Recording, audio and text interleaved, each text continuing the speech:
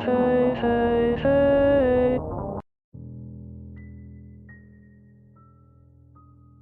My partner was at a bachelorette party at a campground. I was not invited for reasons of being a male. The audacity, I know. But I stayed up late in case anything happened. She calls me at around 12 a.m. panicking, saying he was just in here, and I had her recount everything after taking a few breaths. After a fun day and night of drinking, playing video games, hiking, swimming, they decided to call it a night. We will call my partner Mindy for anonymity. Mindy decided to finally take a shower after everyone else was turning in and walked to the camp bathrooms. She noticed an older male sitting on the bench, but he doesn't pay her any mind listening to something on his phone. She assumed he must have just been waiting for someone or just sitting on the bench at night. Campgrounds are full of strange bench sitters. It's one of these time showers where you push the button to get water to go. So her shower was very short, and she had brought her clothes in, so she got dressed. She heard somebody else and assumed another person needed to use the shower as she opened the curtain and sees the man peeking into the shower stalls one at a time. She was the only person in there, and all she could do was stand there, mouth agape, staring at the man. He realized someone was standing there, and when he saw her, his eyes got super wide and he sprinted away. I told her that the ranger or camp staff would be nearby and to let them know immediately or call the police.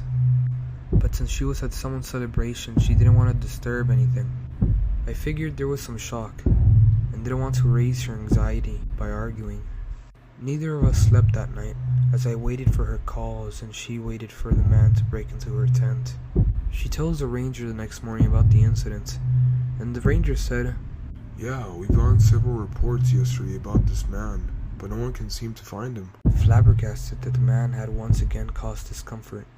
It seems to me that he was just trying to muster courage to potentially do something worse, as it was a whole day of stalking, hiding, waiting, and sneaking into shower stalls.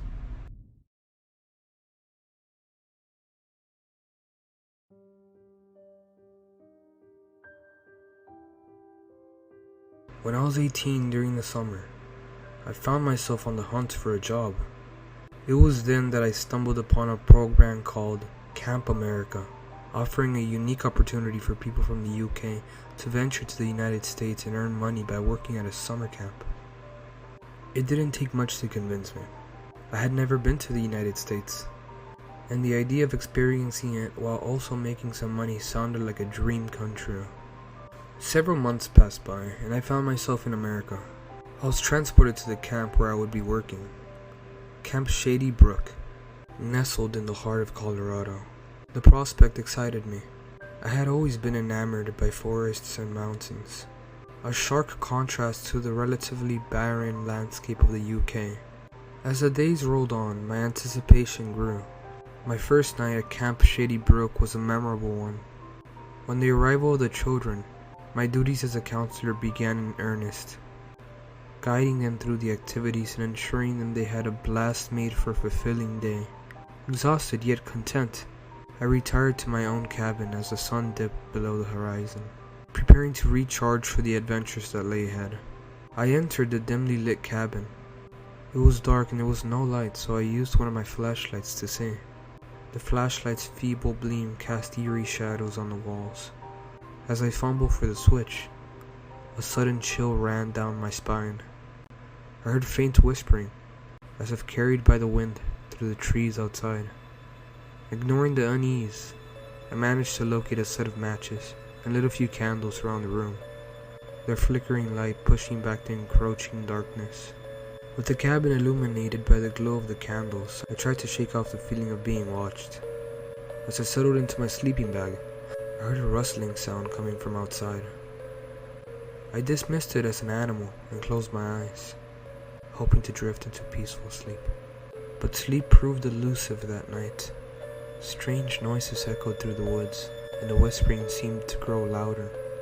Eventually I must have dozed off, but my slumber was restless and plagued by unsettled dreams. I woke up in a cold sweat, my heart pounding, unsure if it was still night or if it was morning. As the first rays of dawn filtered through the cabin's windows, I ventured out.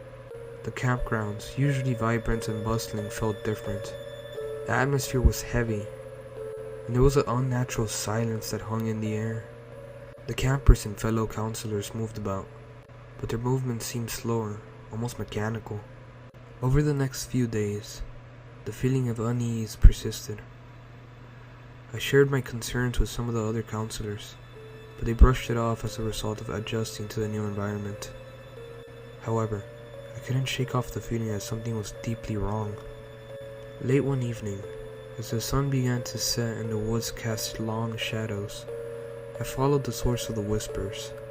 The voices led me deeper into the forest until I stumbled upon an overgrown path that seemed to be beckoned to me.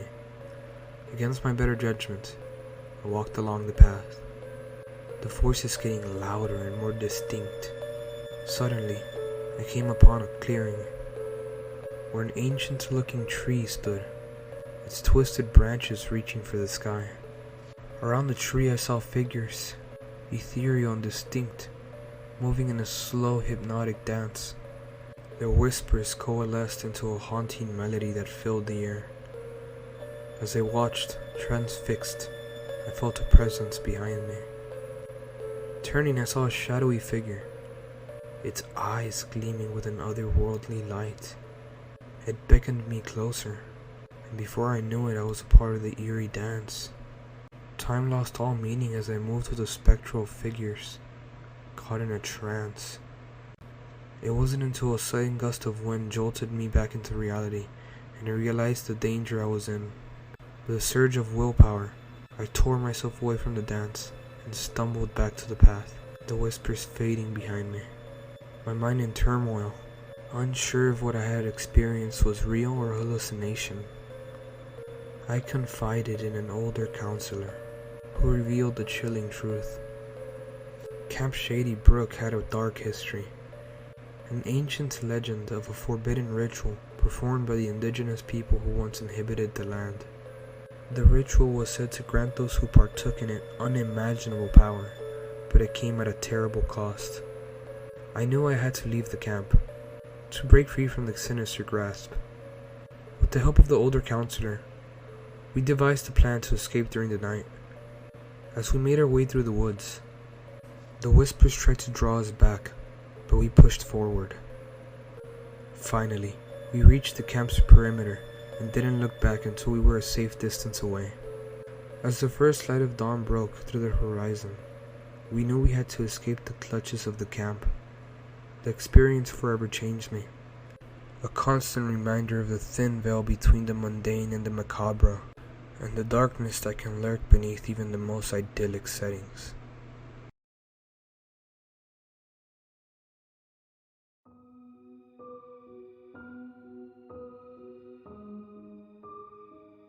When I was a kid, maybe 10 years old, I went on a camping trip with my dad, and what seemed at the time to be the entire extended side of his family. Seriously, we were all gathered in the woods with literally dozens of adults and tents all gathered around one huge bonfire. Looking back, maybe it wasn't the smartest idea. Anyways, it gets really late and all the adults around the fire were very drunk and not paying attention to the kids at all. I go walking on the trail with my cousin who was around my age. The thing you have to understand about me is that I've lost most of my hearing, even back then. I could understand most talking, but softer noises are often lost on me. While we were walking, my cousin gets really quiet. He keeps looking over his shoulder and jumps at seemingly nothing. I ask him what is wrong, and he says he can hear something moving in the woods. We're pretty far away from the camp at this point. I can't even see the glow from the bonfire anymore, even if I look over my shoulder. I can't hear anyone moving in the trees myself, but being partially deaf, I'm forced to rely on his sense of hearing. We keep walking on the trail because we're idiots, and he stops talking entirely. He stops and looks over his shoulder, and his face just chills me to the bone. He's crying and asking very loudly, "Mom?" and just bolts for the camp. He's out of my sight quick, since it was very dark. At this point I started walking back to camp. I didn't want to run in total darkness, even on a trail. Maybe it was the fact that I was alone, but I started to become more and more afraid as I walked. I felt like I wasn't alone. I'm just able to see the glow from the bonfire when I hear a snap or a crack behind me. Being as deaf as I am, something has to be really loud for me to hear it like that. I about wet myself and run the rest of the way back to the camp. When I get there, my cousin's on his mom's lap, just sobbing. I got in trouble with my dad for going down the trail without an adult. The next day I asked my cousin what happened. He told me the most disturbing thing I have ever heard in my life. He said that when we were walking down the dark trail, someone whispered in his ear that his mom was dead.